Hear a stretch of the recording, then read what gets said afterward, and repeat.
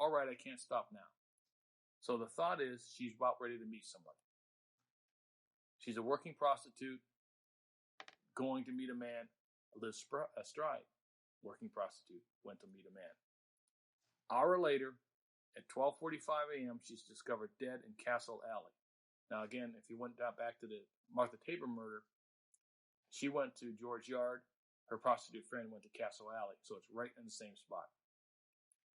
Constable Walkers is 2 streets west of George Yard. He finds the body. There are 2 stab wounds to the neck, and the report was they were carried forward, just like Jack the Ripper. Now, there's also a 7-inch wound in her abdomen and a small cut in the lower part of her body. Now, Dr. George Phillips, now he had done some work on the Ripper murders before, earlier, 1888. This is 1889, right? He reported that the killer, quote, knew the position of the vessels, at any rate were to cut with reference to causing speedy death. Now, Dr. Thomas Bond, who worked on the Ripper murders also, he wrote this: I see in this murder evidence of similar design to the former Whitechapel murders. So he's tying it to Jack the Ripper. He continued, sudden onslaught of the prostrate woman, the subsequent mutilations, each mutilation indicating sexual thoughts, and a desire to mutilate the abdomen and sexual organs. I am of opinion that the murder was performed by the same person who committed the former series of Whitechapel murders. So he's tying this murder, even though the official government won't, to Jack the Ripper. Now, the coroner's jury verdict again was murder, because it was a murder, but investigators did not call this a murder, even though it ended up in the Ripper file. So there's a data point we need to talk about at this point. 1 month later, after this murder, Kozlowski's new wife, Lucy Baggersey, moved into 123 Cable Street, so he's a bit busy. The torso murder at this point occurred on November 10th, 1889. We'll get that out a bit later. So 15 months will pass before the final potential Ripper murder in London. And that's going to be Frances Cole. She's 26 years old, a prostitute. It's the evening of February 12th, 13th, 1891. Now, she has been bar hopping with a sad merchant sailor, 53-year-old merchant seaman, or saddler rather. They argued around 11 p.m. and they parted ways. Well, Sadler, half drunk, got beaten, robbed, not in good shape. He was in bad condition after they parted, but of course Frances Cole's got the worst of that situation. She was also drunk. At 2:15 a.m., February 13th, Constable Thompson, this is Constable Ernest Thompson, is patrolling the area, and it's his 2nd month on the job. He's brand new. First day of patrolling on his own, he turns into Swallow Gardens from the south. He finds Frances Cole's on the ground in a narrow covered walkway. That's Swallow Gardens. Deep cut throat twice, and his first thought was Ripper. Now this is 1891, so it's been a while, but his first thought was Ripper. He hears the sounds of a man slowly walking away north in Swallow Gardens. That's towards Central Whitechapel. He stands up and gives chase. Now, what he was later interviewed, he said, I knew this was going to be the fight of my life. But Coles opened one eye. She was still alive. He's a brand new cop. He followed his orders. He had to stay with the victim. He could not chase Jack the Ripper. All he could do is listen to the killer slowly walk away into the fog. And he said he regretted that for the rest of his life, but he did his duty. He stayed with the victim. She died.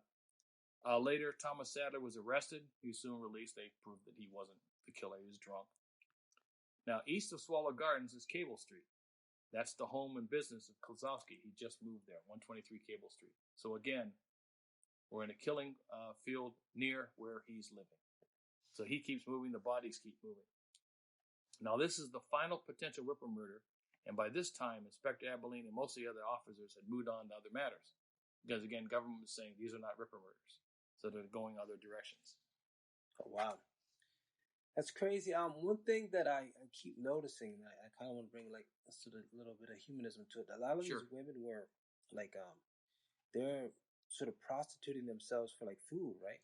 Basically food and lodgings. Yeah. Food and lodgings. Yeah. So it's not like the movies portray that there were these loose women out there, just evil, controlled by demons. These are actually people trying to survive. basically trying to survive in a very tough time, very tough area. Some of them, most of them have been married before. They had children, divorced, no way to get any money, any funding, fell into prostitution.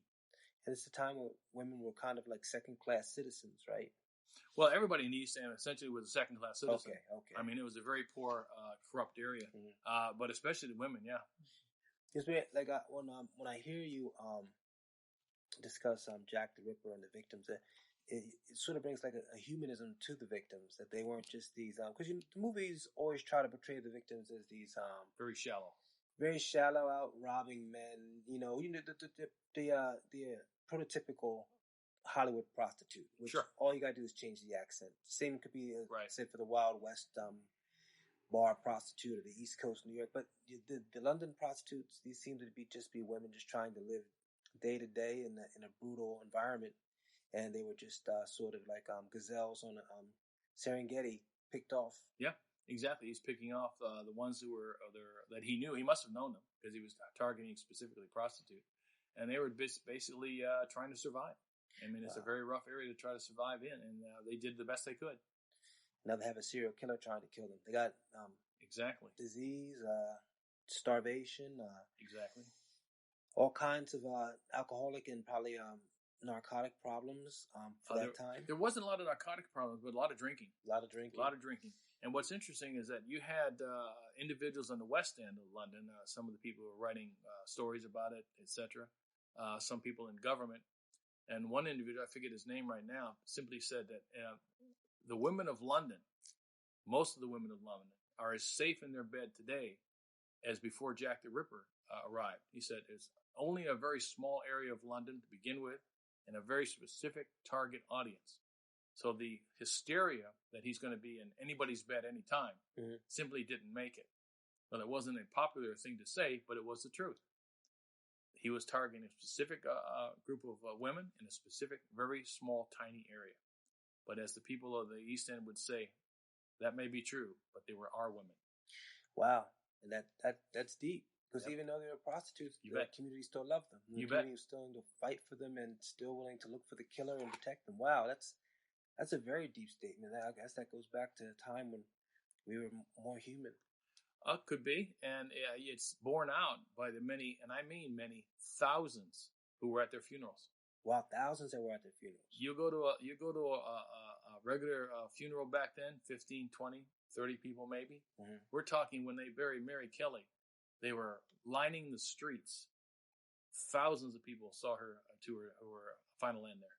So I really like what you're doing here, because you're really, even though we're breaking down this killer, we're also bringing a sort of a face to these women that and sort of breaking the Hollywood conditioning and breaking the sort of what the media has to say, do this thing. We're finding out that they were actual women surviving who were brutally murdered, and there was a community that wanted to put a stop to it. Where in recent times you've heard about serial killers attacking prostitutes. People are almost saying like, well, they deserve what they get. Exactly, right. And you bear that out by the many vigilance committees that were out there arming themselves trying to find this guy. There were more civilians in the East End of London, just working guys, who would try to go out there in teams, escorting these people around, escorting the prostitutes, trying to get them to, even Abilene was paying them, have a few pennies, get off the street, get away from this guy. So there was a lot of concern for people. There's regular people. Basically, they fell on hard times, and this is what they were doing to stay alive, to basically feed themselves. And they weren't doing very well. I mean, it was an area where a lot of these women were close to death anyway, from diseases. You can name it. I mean, Jack London was telling you about how many ways you could die in the East End. I mean, as he said, it was basically a huge killing ground. It was a tough area to live in. It's not as tough now, but I mean, back then, survival was what it was. Well, speaking of Inspector Abilene, the primary investigator, did he ever write about this case? Actually, he never wrote about the murders, but he did a number of interviews. And these interviews were done in 1903. And he commented on how the movements of Jack the Ripper reflected the known movements of Kozlowski, then on trial for the poison murders. Now, at that point, Kozlowski was calling himself George Chapman. We can get into that a little later. But Abilene stated, and it was in a published report, quote, "I have been so struck with the remarkable coincidences in the two series of murders that I have not been able to think of anything else for several days past. Not, in fact, since the Attorney General made his opening statement at the recent trial and traced the antecedents of Chapman," that would be Kozlowski, "before he came to this country in 1888. He got off by about a year there. Since then, the idea of taking full possession of me and everything fits in and dovetails so well that I cannot help feeling that this is the man we struggled so hard to capture 15 years ago." Now he continued, "As I say, there are scores of things that make one believe that Chapman, i.e. Kozlowski, is the man. And you must understand that we never believed all those stories about Jack the Ripper being dead, or that he was a lunatic, or anything of the kind. For instance, the day of the arrival in England coincides with the beginning of the series of murders of Whitechapel. There is a coincidence also in the fact that the murders ceased in London when Chapman went to America, while similar murders began to be perpetrated in America after he landed there." So Inspector Abilene, close quote, Inspector Abilene was convinced in 1903 that Kozlowski was in fact Jack the Ripper, and possibly responsible for murders in America. But he never actually commented on the torso murders committed around the same time. Okay, there we go. It's funny that you mentioned the torso murders. Yes. So in your book, The Thames Torso Murders of Victorian London, you wrote about a second, seemingly unrelated set of murders. Tell us about those murders, Michael. Well, Jude, they began on May 11th, 1887, with a bundle found floating on the River Thames. This is off Rainham in the Thames. This was before the Ripper series. This is about a year before Jack the Ripper began his work. Now, Rainham is downriver to the southeast of London. A workman discovered the bundle, held part of a torso, and with part of the breast removed. There is no head, no arms, or no legs, just the torso. Now we start getting some more bits. Now this is May 11th. On June 5th, part of a leg was discovered near the Temple Pier at Rainham. And this, of course, is known as the Rainham torso murder. June 23rd, another bundle was found near the river. June 30th, the last parcel was found floating in the river with two legs inside the package. Now the verdict was kind of interesting. It's obvious murder to me, but the verdict was called found dead, not a murder. No identification. Head was never located. No cause of death. This was the start of the Thames torso murders. Now, just as an observation, it's important to recall that Severino Kozlowski was on the move from Poland to England at about this same time. And going up the River Thames in London would be a very good way to travel, because boats would come across the English Channel, up the Thames, park in Rainham, or park in London itself. So let me ask you a question. You said the body was, what was it again? It wasn't labeled a murder. It was labeled body. Found dead. So now we're dealing with semantics. Well, we're dealing a little more than semantics. It is semantics, but if it's found dead and not a murder, then nobody's going to investigate it. Okay. So you've got a discovery, but you've got no murder case. Is it like a discovery they don't want to tie to the Ripper murders, or is it, Well, they really had no evidence to find out how this person was killed. If this person was killed accidentally and cut up, well, that would be disposing of a body, which was, I guess these days, a felony. Okay. Or something like that, but it wouldn't have been a murder case. And this is a year before the Jack the Ripper murders began. The torso murders were in a slightly larger area geographically, a longer period of time, but they were just as brutal as Jack the Ripper's murders. Wow, amazing. I'm telling you, this is a very, very interesting subject about the murders that were going on in London at that time. So the killer was in the area for both series of murders? That's correct. Kozlowski was living in London during both sets of murders. So at this point, we come to the second murder in the torso series. And we're recalling that on the second murder, the Ripper series was well underway at the time. Now this was after the double event, October the 2nd, 1888. A torso was discovered in the deep basement of a construction site. Now, the person had to have access of that construction site. It was carted off, and it was an area that was described as being very, very difficult to get to. It's the absolute basement area where they were going to have some kind of a safe or some kind of a structure about down there. So you're talking a very deep part of this construction site. Now, what's interesting about the construction site is it was the new Scotland Yard building they're building near the Thames River. So this was considered the Whitehall torso murders. So the guy drops off the torso in the new Scotland Yard headquarters. Earlier, a woman's arm had been discovered near the Thames River. So on October the 17th, a leg was discovered at the same site buried where the body had been found, the torso had been found. No head was ever located.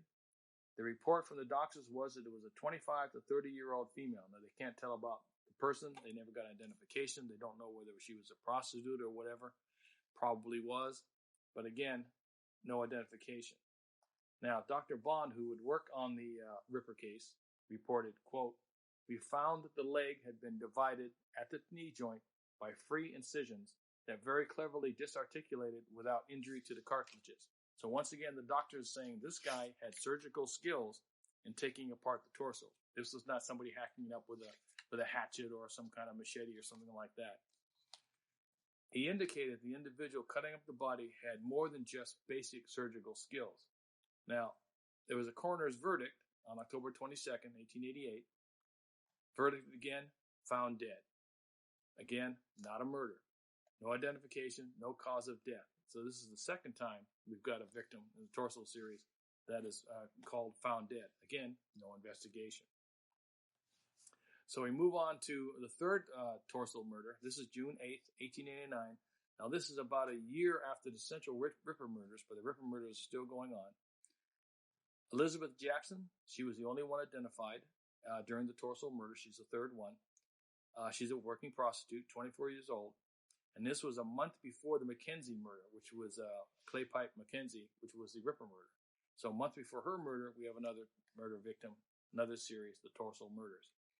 Now, the body parts are floating around for about a week here. On June 4th and June 2nd, they found the torso.